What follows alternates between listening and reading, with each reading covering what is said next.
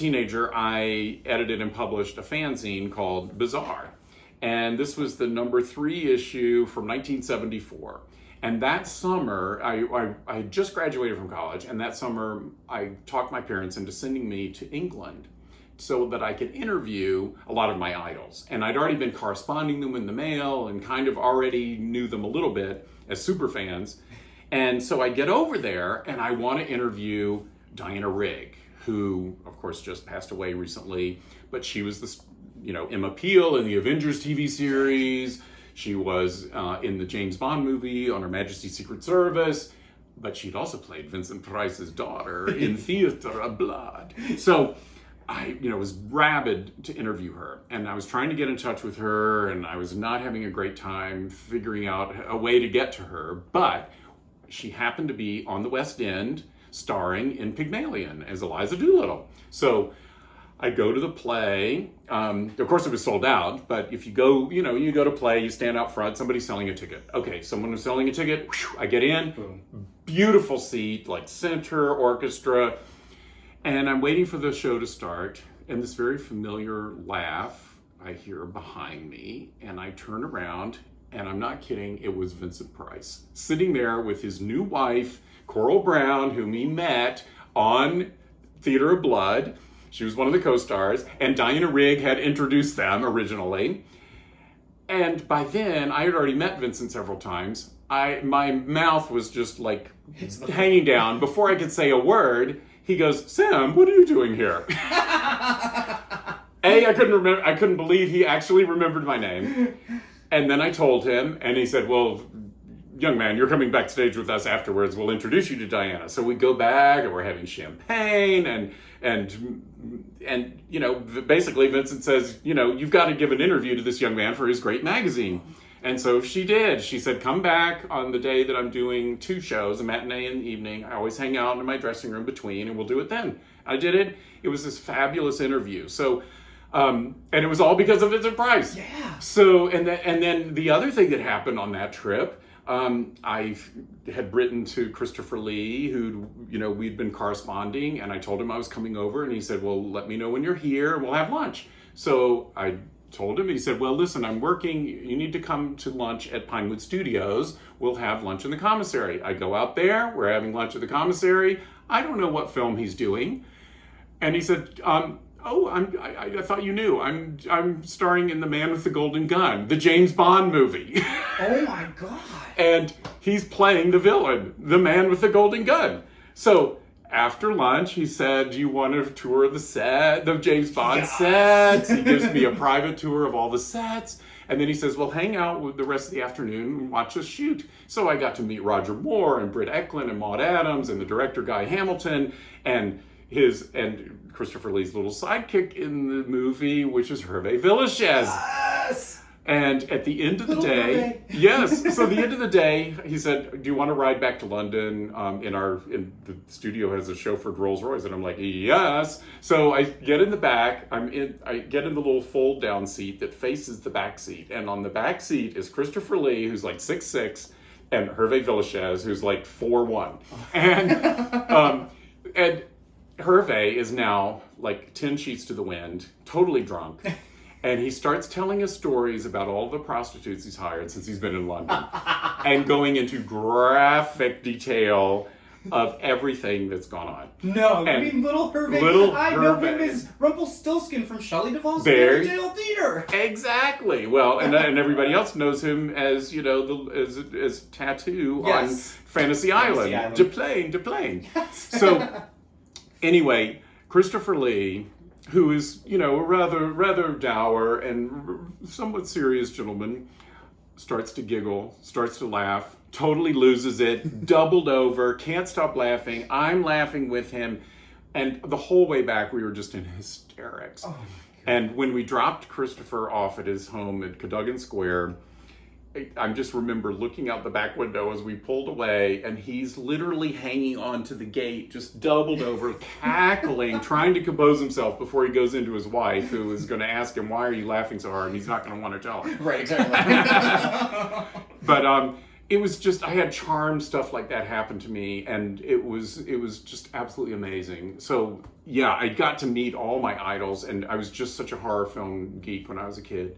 Now, the other thing is this Frankenstein, the True Story was a miniseries, a 2-part NBC Universal miniseries in 1973, and it had an all-star cast. James Mason, Michael Sarrazin played the creature, and Leonard Whiting from Romeo and Juliet played the Dr. Frankenstein. It had Agnes Moorehead, Sir Ralph Richardson, Sir John Gielgud, David McCallum, just on and on and on. Incredible cast, and was this amazing film that spoke to me. I was only 17 when I saw it. I was still a closeted gay teenager, but it just had this gay subtext going on. I was sure of it, and it just really just reached out of the screen and grabbed me by the throat.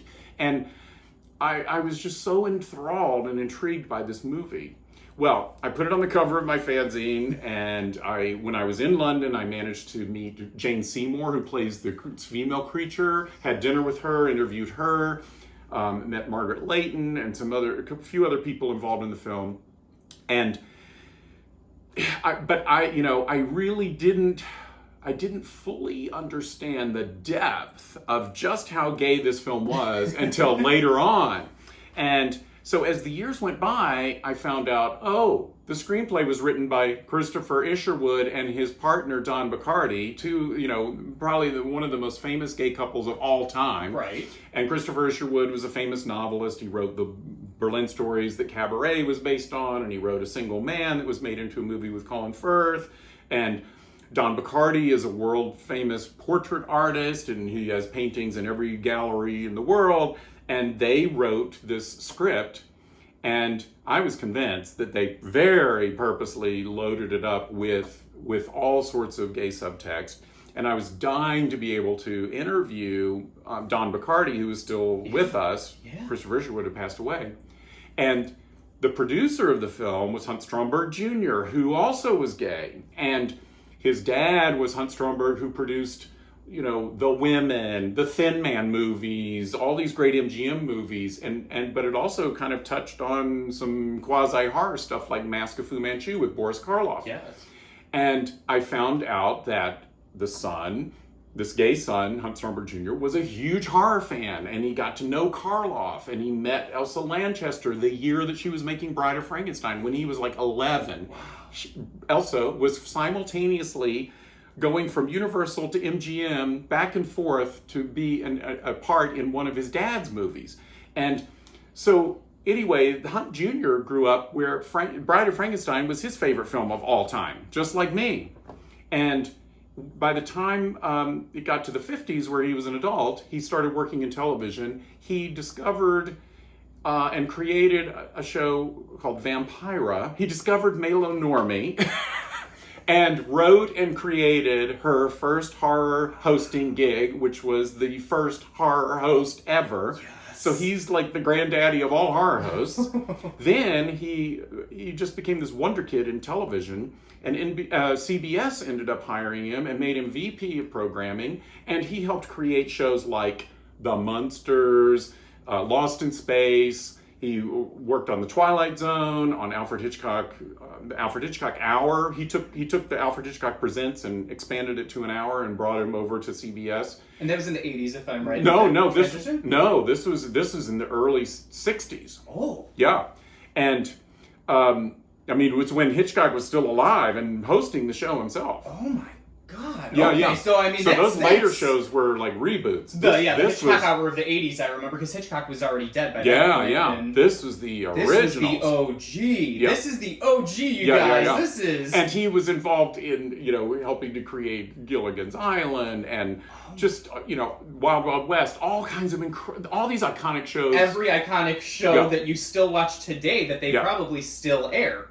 So then he became an independent producer, and his dream project was to do an epic Frankenstein movie, and that's what Frankenstein, the True Story became.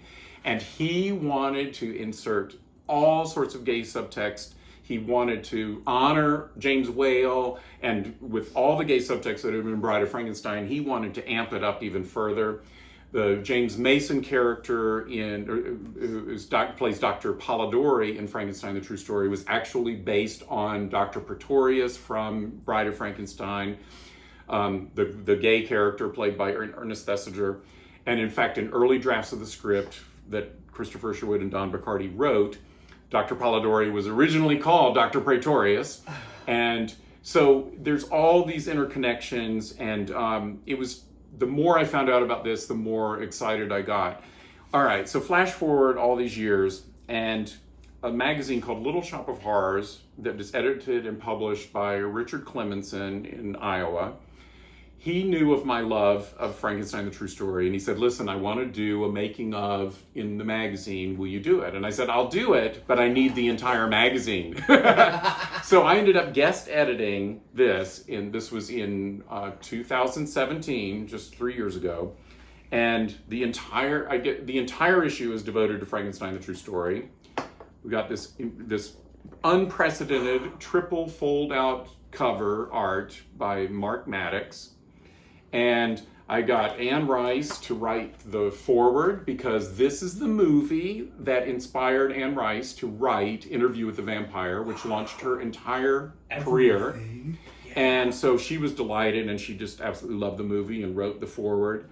And I interviewed Jane Seymour again. I interviewed David McCallum. I interviewed Don Bachardy, the co-writer.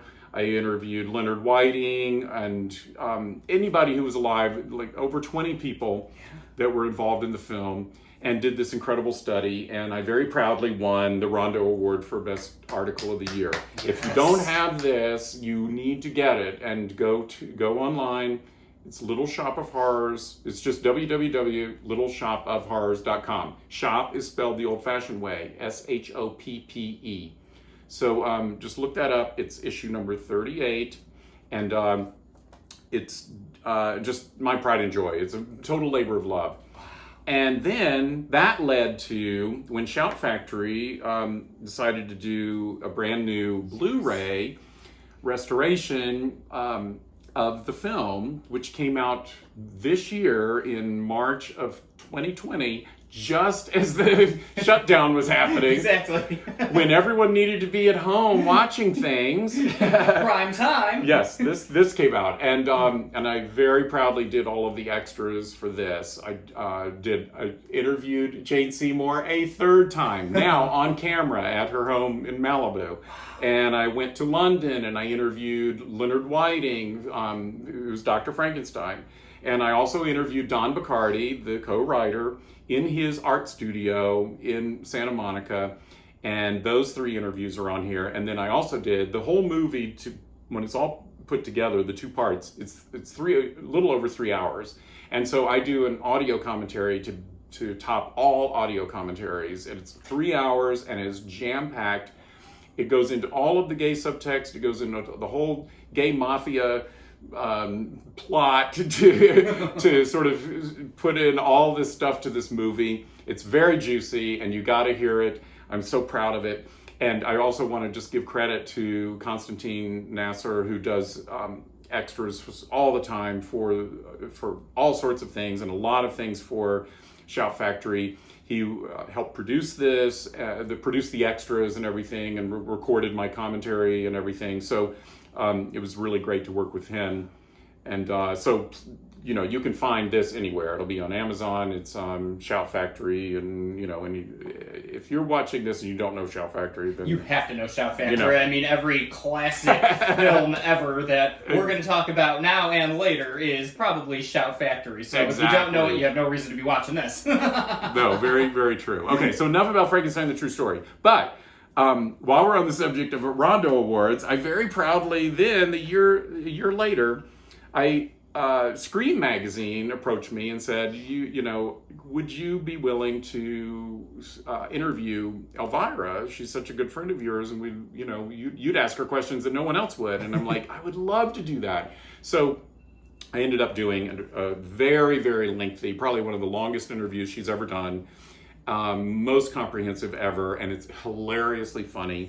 And it was in this issue of Screem magazine. Now, there's 2 Screem magazines. There's one spelled the regular way that's put out in England. This is the American Screem magazine, and it's with 2 E's. Screem. Correct. And it's issue number 36, and ended up winning the Rondo Award for Best Interview of the Year. So I'm really very proud of this. And Mark Maddox, the same artist who did the cover for the Frankenstein, the True Story magazine, did the artwork of Elvira. So that's very exciting. And then I do want to promote my latest project. When the shutdown happened for COVID-19, I was all set to direct a movie for Hallmark in Hawaii and everything, but that all got postponed. And so I'm climbing the walls. What can I do? I need to do something creative. And at the same time, there's this toilet paper run at all the stores. You can't find toilet paper anywhere. I'm starting to panic. We're running out of toilet paper. What am I going to do? You and me both. I go to one grocery store, and I'm like, I go up to the guy and I'm saying, like, what do I have to do to get toilet paper? And I felt like I was like negotiating a drug deal. Yes. And it struck me, this is what our lives have come to. We were reduced to doing drug deals to get toilet paper. And I thought, okay, this is hilarious. And so I decided to do a parody children's book in the style of the little golden books that we all grew up with as kids. And I got a great illustrator friend of mine, Dan Gallagher, who's just the most incredible artist. And I talked to him, and I was starting to explain it. And he goes, wait a minute, you're talking about a little golden book style. And I'm like, yes. And he goes, oh my God, that's on my bucket list. I've always wanted to do a parody of a little golden book. So we did this book called Sam's Toilet Paper Caper. And I needed to get this out fast. I couldn't go through publishing companies. And I mean, I literally got the idea on April 1st. And this got published on May 15th. So 6 weeks. Yeah. And it was just this mad, rushing through, pressuring poor Dan to do the artwork. And luckily, he has a regular job, but he had been laid off too because of COVID-19. Oh, yeah. So he suddenly had some free time on his hands. So it worked out. It was just like this charm thing.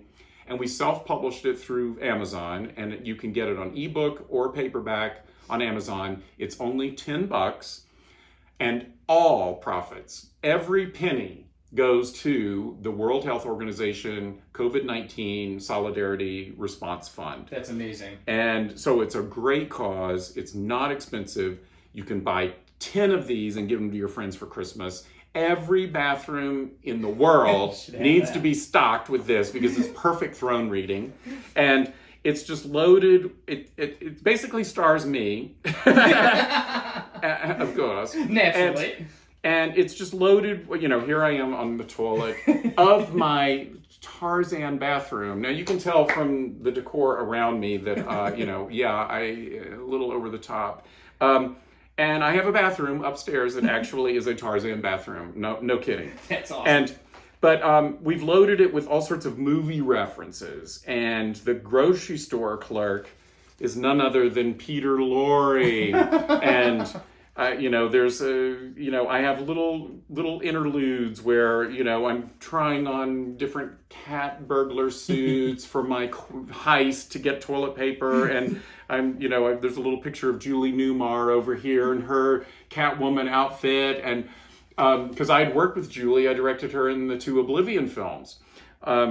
And there's, like a Carrie moment where I'm getting doused in blood. And, okay, so you gotta pick this up. You're gonna love it. You absolutely are gonna love it. You're gonna love it. It's cute. The illustrations are great. The story is fantastic. And of course, the proceeds going to the COVID-19 situation. Go buy yourself a copy right now. As soon as we're done with this interview, I'm going and I'm buying myself one. So awesome. So it's on Amazon, and it's called Sam's, with an apostrophe S, Sam's Toilet Paper Caper. Just put that in and you'll find it. Or just put in my name and you'll find me in there.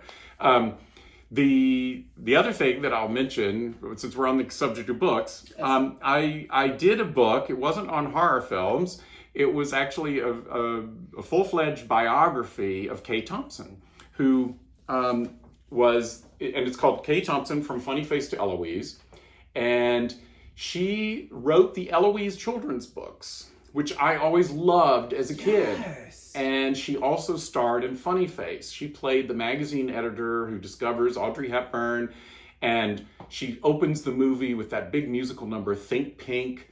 And she is just this incredible whirlwind of a woman. She worked behind the scenes mostly in film. She was head of the vocal department at MGM, where she was the arranger and vocal coach for Judy Garland, Frank Sinatra, Lena Horne, all the big stars. And she was so close with Judy that she became the godmother of Judy's first child, Liza Minnelli.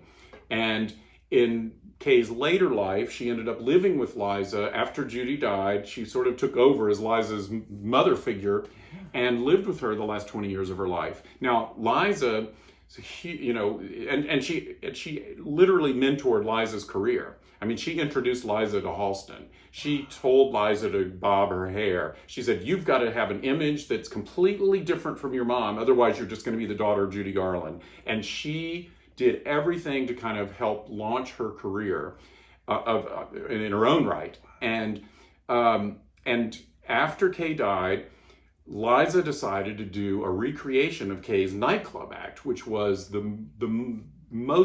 it was the biggest nightclub act in the world in the 50s. And she was the highest paid nightclub singer. She was getting $1 million contracts 10 years before Elizabeth Taylor got $1 million for Cleopatra. And everybody was like, oh, that's breaking the glass ceiling. No, Kay broke the glass ceiling a decade before. Absolutely. And, but anyway, Liza recreated her nightclub act and took it on tour, honed it, and then took it to Broadway as Liza's at the Palace.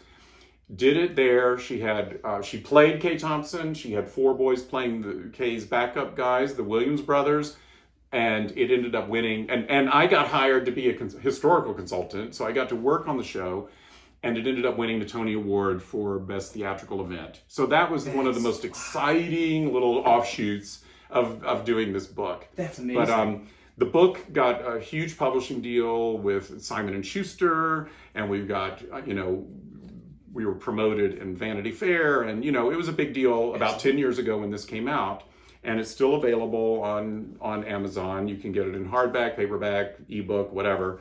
But if you're into that sort of thing, she's an unsung heroine, and her journey through showbiz is, she meets every single famous person you could possibly know, and they were all friends of hers. She directed John F. Kennedy's inaugural gala. She, you name it, she is involved. That's absolutely amazing. And I mean, the diversity in your career, too, obviously, is fantastic. I mean, you go from amazing horror films to Academy Award, Golden Globe winning Gods and Monsters to writing a book about, wow. That's so impressive. And you definitely had one hell of a career in this industry. Well, it's been varied. and I'm old, so I've had time to do a lot of shit. Hey, age is just a number, and the more shit that you get to do, that's even better. So, I mean, my hat tips to you. And I do have to ask you, one more question, because there's a show, and I want to say it was probably the early 2000s that you were involved with, that I remember living in Chicago, and in, there's a part, if you've ever been to Chicago, Halsted Street is actually Boys Town. And you were involved with a show called Dante's Cove. Yes. And if I'm right, they had a billboard in Boys Town, Halsted Street, advertising that show. Now, that show was actually kind of it was a gay action mixed with a little bit of thriller horror, right? Yeah. Right? Oh, yeah. I'm so proud of Dante's Cove. I directed all 3 seasons of it. It was 2005, 6, and 7. And it's basically Dark Shadows meets Queer as Folk. And the lead witch in the series, supernatural series, witches, warlocks, and everything, the lead witch was played by Tracy Scoggins, who is just, this fabulous, fabulous actress. And whenever she was asked in interviews, what did you base your character on of Grace, the head witch of the coven? And she said, well, darling, it's a cross between Joan Collins and Barnabas Collins. And that's exactly what the show was. Yeah. And it was, we did a lot, it was very sort of tongue-in-cheek-ish, but took ourselves very seriously. And it was shows like Buffy or, honestly, right after our show, suddenly there was Twilight and True Blood and all these other shows that I'm pretty sure were very influenced by our show. Well, a lot of those shows too have the underlying gay tones. Let's be serious. Yeah. True Blood, I mean the whole series, but really season 3, it had those gay undertones. And what you did with Dante's Cove is you just flat out said, "Here it is. This is what it is. There is no undertones. This is what this is." And you could relate it back to Nightmare on Elm Street Part 2. That's considered like the gayest horror movie ever. That really isn't gay, but it was all of the undertones. Nobody just came straight out and said it. Nobody came out and straight up did it. Dante's Cove, I believe, is the first one that you did it. Full frontal male nudity and all. We did. It had full frontal, the whole schmear. In fact, the network, it was produced by Here TV, which was a gay premium network. And we had a mandate that every episode had to have at least a moment of full frontal male nudity.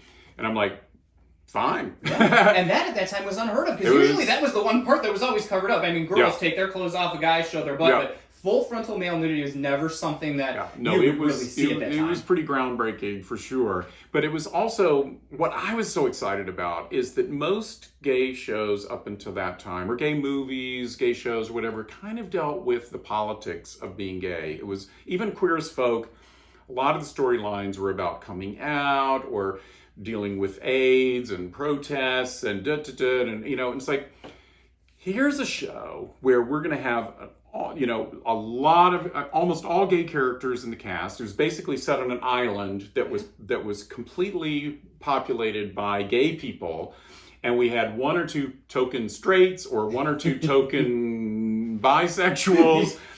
But it was 99% gays and mostly gay men, a few lesbians. But it was just like matter of fact. I mean, this is just matter of fact, and we were not going to deal with political issues. We were going to deal with supernatural, popcorn horror storylines. Exactly.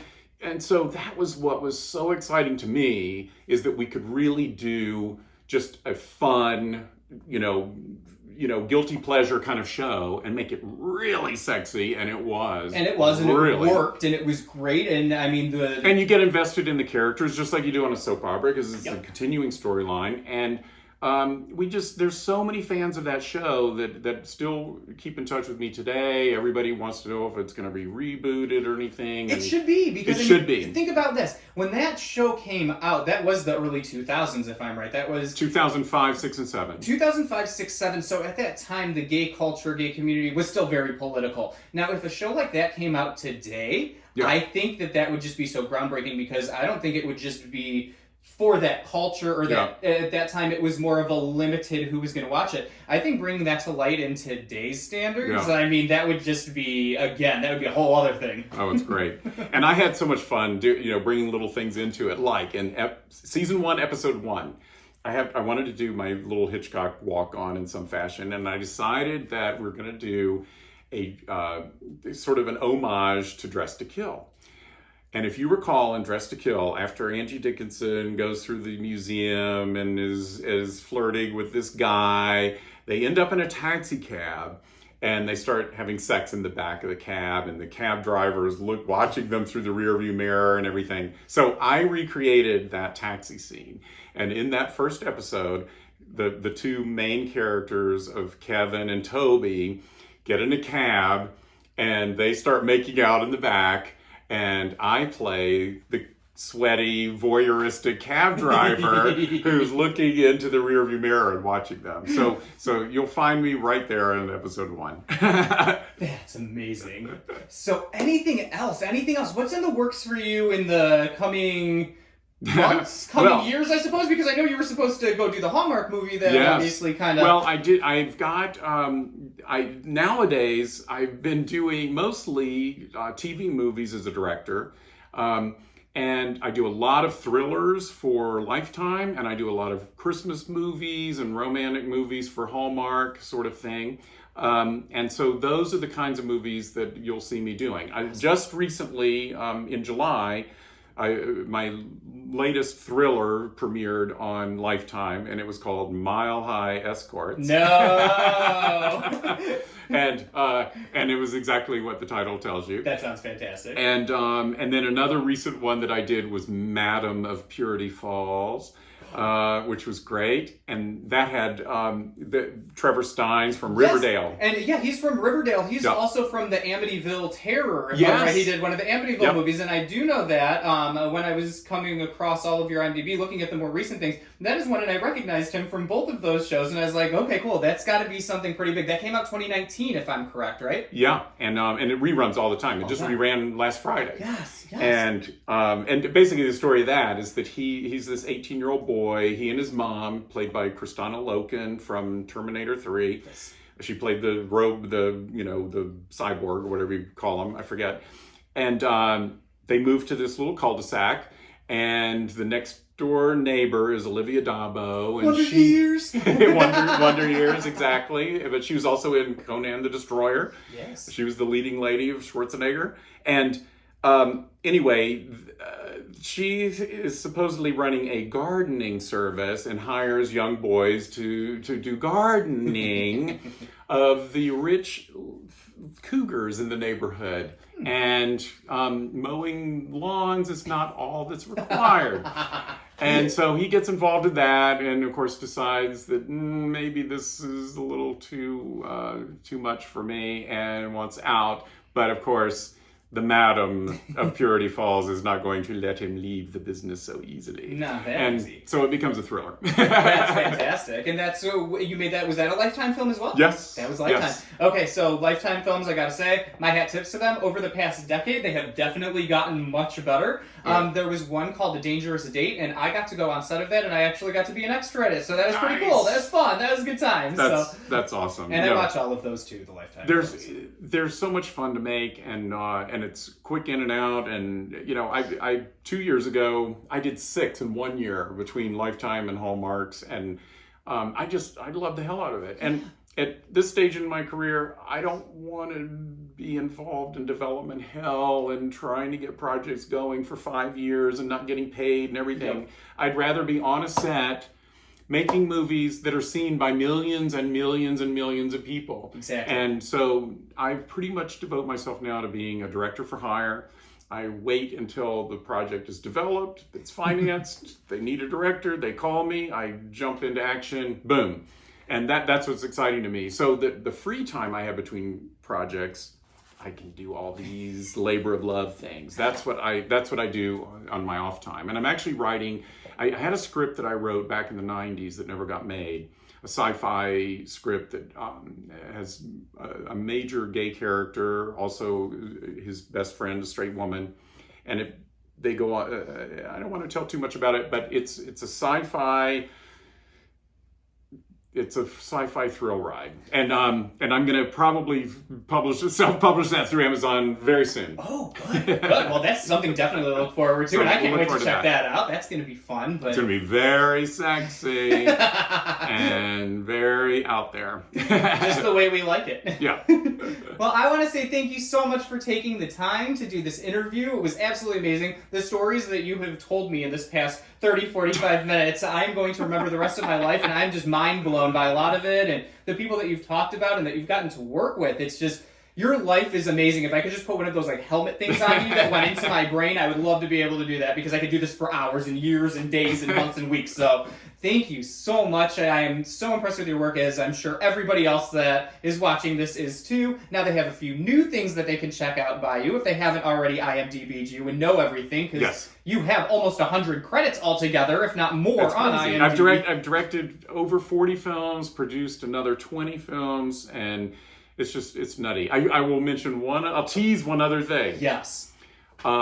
Next year, 2021, is the 20th anniversary of Elvira's Haunted Hills.